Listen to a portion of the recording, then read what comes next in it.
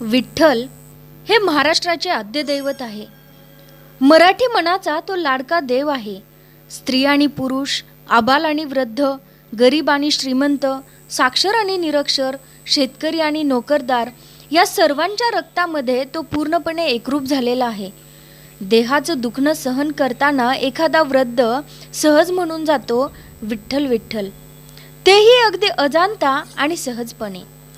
कडेवर घेतलेल्या बाळाला टाळी वाजवताना आई शिकविते विठ्ठल विठ्ठल म्हणायला. दळणाचे श्रम विसरण्यासाठी घामाने चिंब झालेली माऊली म्हणते विठाई विठाई, आणि शेतात राबणारा बळीराजा विसावा घेताना सहजपणे म्हणतो विठ्ठल विठ्ठल. विठुरायाचे हे वेड आणि पायी केली जाणारी पंढरीची वारी हे जगातले एक महान आश्चर्य आहे. लाखो वारकरी ऊन, वारा, पाऊस आणि गैरसोयी यांचा विचार न करता दरवर्षी एका अनामिक ओढीने 20-21 दिवस पंढरीच्या दिशेने भजन कीर्तन व नामाचा गजर करीत चालत राहतात. यात कुठलाही लौकिक स्वार्थ साधावयाचा नसतो. महापुराचे पाणी नदीबाहेर ओसंडून जावे तसा हा भक्तांचा महापूर रस्त्यावरून वाहत असतो. या महापुरातला प्रत्येक जण फक्त वारकरी असतो. वतनदार आणि रोजगारी असला कसलाही भेद उरत नाही. विठुरायाच्या वेडात केलेली ही आध्यात्मिक क्षेत्रापुरती फार मोठी सामाजिक क्रांती म्हणावी लागेल. मागच्या 20 महिन्यांपासून चालू असलेल्या कोरोनाच्या जागतिक महामारीमुळे दरवर्षी होणारी विठुरायाची ही वारी या 2 वर्षामध्ये बंद केलेली आहे किंवा थांबवलेली आहे. आणि आजचं परिस्थिती पाहता हे गरजेचंही आहे. कारण आपण कुंभमेळा पाहिला आणि त्यानंतर झालेला कोरोनाचा उद्रेक पाहिला. जर अशा घटनांमधून होणारी मानवजातीची हानी थांबवायची असेल तर आज शासनाने घालून दिलेल्या कोरोनाच्या नियमांचं पालन करणेही तेवढंच गरजेचं आहे. आणि वारी स्थगित केल्यामुळे बरेचसे वारकरी नाराज आहेत, दुःखी आहेत. हे वारकरी नाराज आणि दुःखी होण्याचं नेमकं कारण काय असू शकतं? नेमकी काय आहे ही वारी पंढरीची? आपण जाणून घेऊयात डॉक्टर रामचंद्र देखणे यांच्या एका लेखाच्या माध्यमातून. पंढरीची वारी महाराष्ट्राच्या सांस्कृतिक लोकजीवनाचा संस्कार प्रवाह, भक्तिप्रेमाची अनुभूती घेऊन सदाचारी जीवनाची वाटचाल घडविणारी ती नैतिकतेची मूर्तिमंत पाठशाळा. ज्ञानवंतांनी पंढरीनाथाचे ज्ञानस्वरूप उभे केले तर भोळ्या भाविकांनी भक्तिभावाने त्याचे भावदर्शन अनुभवले. नामदेव महाराज एका अभंगात वर्णन करतात, ज्ञानी यांचे ज्ञेय, ध्यानी यांचे ध्येय, पुंडलिकाचे प्रिय सुखवस्तू. जे तपस्वियांचे तप, जे जपकांचे जाप्य, योगियांचे गौप्य, परमधाम ध्यान. ते हे समचरण उभे विटेवरी, पहा भीमातीरी विठ्ठल रूप. ज्याला ज्ञानाने जाणायचे ते म्हणजे ज्ञेय, तर ध्यानाने ज्याला गाठायचे आहे ते असे ध्येय. ज्ञानी यांचे ध्येय, ध्यानी यांचे ध्येय, तपस्वियांचे तप, जपकांचे जाप्य, योगियांचे गौप्य. जिथे विटेवर समचरण उभे आहे त्याला प्रेमाने आलिंगन देण्यासाठी निघालेला वैष्णवांचा महामेळा म्हणजे वारी होय. इथे ज्ञान आणि प्रेम हातात घालून चालतात. फळाचा रस, फुलांचा वास, शब्दांचा अर्थ आणि भक्तीचे सामर्थ्य हेच खरे स्वाभाविक सौंदर्य. या सौंदर्याला सदाचाराच्या सुगंधाने ग्रथित करणारी वाटचाल म्हणजे पंढरीची वारी. आषाढीला आणि कार्तिकीला पंढरीला नामाचा बाजार भरतो. भक्तीची पेट फुलते, विठ्ठलाची भेट घडते. त्या भक्तीचे मूर्त रूप म्हणजे पांडुरंग, तर आर्त रूप म्हणजे वारी होय. महाराष्ट्राच्या लोकसंस्कृतीशी एकरूप झालेल्या लोकजीवनाचे उत्कट भावदर्शन म्हणजे वारी. वारी हा भगवत भक्तीचा नुसता आविष्कार नसून भक्तिप्रेमाची अनुभूती घेण्याची ती सहज स्थिती आहे. साहित्य सम्राट आचार्य अत्रे यांनी आषाढस्य प्रथम दिवसे या पुस्तकात लिहिले आहे, महाराष्ट्राचा देव विठोबा, मोक्षपीठ पंढरपूर आणि आषाढी कार्तिकीची वारी हाच महाराष्ट्राचा धर्म. मराठी जनतेच्या जीवनात 2च सण आहेत, एक आषाढी आणि दुसरी कार्तिकी. पण हे सण भोजनाचे नव्हेत तर भजनाचे आहेत. या 2 सणांना अपूर्व सोहळा पंढरीस पाहायला मिळतो. चंद्रभागेच्या वाळवंटात विठ्ठल नामाचा प्रचंड बाजार भरलेला असतो. वैकुंठीचे सर्व केने तेथे ह्या दिवशी आलेले असते. कैवल्याच्या राशी येऊन पडतात. मोक्षाची पर्वणी होते. पंढरी ही महाराष्ट्रातल्या सर्व वारकऱ्यांची मिरास. आमची मिरास पंढरी, आमुचे घर भीमातीरी, असे तुकाराम महाराज अभिमानाने सांगतात. तर ज्ञानेश्वर माऊली एक सुंदर रूपक मांडतात. एक माणूस वाटचाल करीत गावोगावी मुक्काम करीत आपल्या गावाला निघाला. एक मुक्काम संपला की आपले गाव एका मुक्कामाने जवळ आल्याचा आनंद त्याला व्हायचा. मुक्काम दर मुक्काम करीत एक दिवस त्याला असा अनुभव आला की आपण ज्या गावाला चाललोय तो गावच आपण होऊन गेलोय. येणे मार्गे जया ठाया जाई जे, तो गावो आपणची होई जे, हे सांगो काय सहजे जाणसी तू. विठ्ठलाच्या गावाला जावं आणि अवघं विठ्ठल रूप व्हावं हेच खरं. परब्रह्माला साठवीत साठवीत विवेकाच्या दिशेने होणारी उन्नत वाटचाल म्हणजे वारी. मानवी जीवनात परिवर्तनाच्या दिशेने घडणारे विवेकी पाऊल म्हणजे वारी.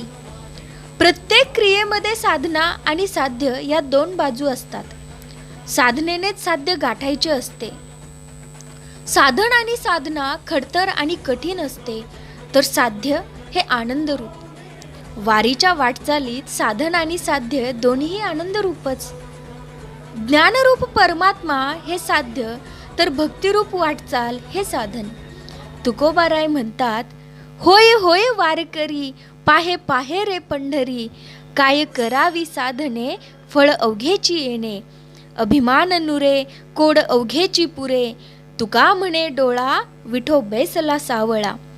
वारी हे भगवंताकडे नेणारे एकमेव साधन. अभिमान जावा, द्वैतभाव संपावा आणि केवळ भक्तिभाव उरावा, हा अनुभव वारीत येतो. अद्वैताचे चिंतन तत्वेत्ते करतात, पण त्याचा अनुभव मात्र वारकरी घेतात.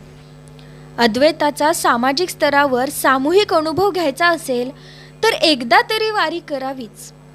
भक्ती, नीती आणि कृती यांचा समन्वय साधून पुरुषार्थ प्रधान परमार्थ घडविणारी जीवन प्रणाली म्हणजे वारी. तत्वदर्शनाचे आचार दर्शन घडविणारे ते एक जीवन दर्शन आहे. नीती जेव्हा कृतीत उतरते तेव्हा वारकरी हे व्यक्तिमत्व उभे राहते. ज्ञान, पांडित्य यापेक्षाही निरभिमानी होण्यासाठी, अंगी नम्रता येण्यासाठी, भगवत भाव जागविण्यास, सहिष्णुता प्रस्थापित करण्यासाठी, ममत्व सांडून समत्व नांदण्यासाठी वारकरी व्हायचं असतं. भक्तिप्रेमाने भरलेले सदाचारी जीवन म्हणजे वारकरी आणि जीवन प्रणाली म्हणजे वारी. वारकरी संप्रदाय हा मानवी जीवनात ईश्वरी प्रेमाची अनुभूती घेऊन सदाचारी वाटचाल घडविणारा परमार्थ मार्ग. भागवत धर्माला आलेले ते एक मधुर आणि परिपक्व फळ आहे. विचारांना आचारांची, कृतीला नीतीची आणि तत्वाला सत्वाची जोड देणारी ती एक जीवन प्रणाली आहे. विठ्ठल ही भक्त प्रेमास्तव सगुण रूप धारण करणारी विश्वव्यापी परमेश्वराची सुंदर मूर्ती आहे. भ्रमर हा फुलावर झेपावतो त्याप्रमाणे वारकरी वैष्णव हे विठ्ठलाच्या सगुण दर्शनाचे प्रेमसुख पंढरीच्या वारीत येऊन वारंवार अनुभवतात.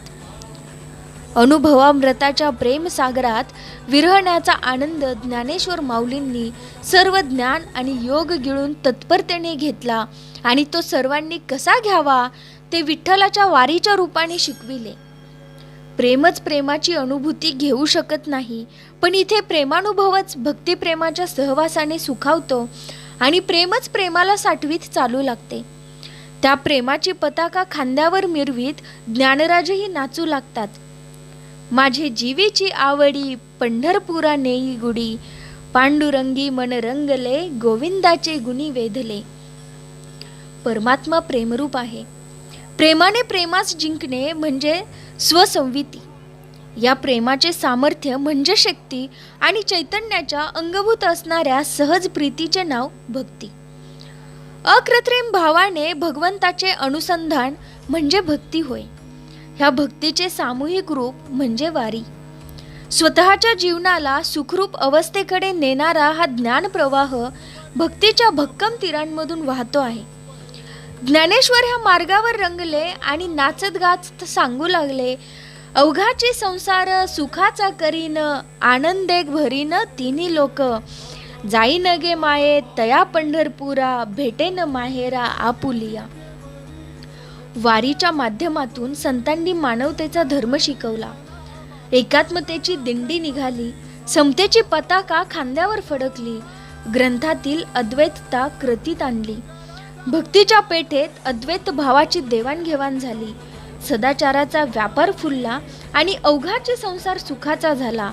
या वारीत देव देव पण विसरतो, भक्त भक्त पण विसरतो. भक्तीच्या महाद्वारात अद्वैताचे रिंगण फुलते.